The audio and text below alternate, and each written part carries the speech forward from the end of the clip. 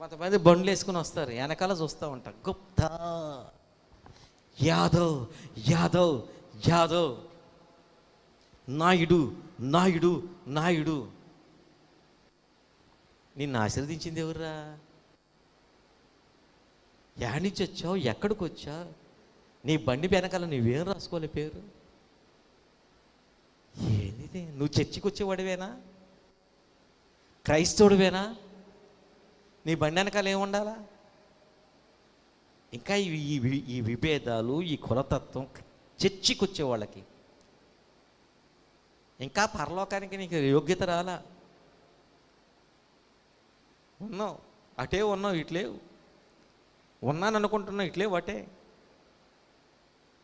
క్రైస్తవుడైనప్పుడు నీ బండి వెనకాల ఉండాల్సింది ఏంటి? క్రీస్తునామాన్ని మహిమపరిచే వ్యక్తిగా ఉండాలి.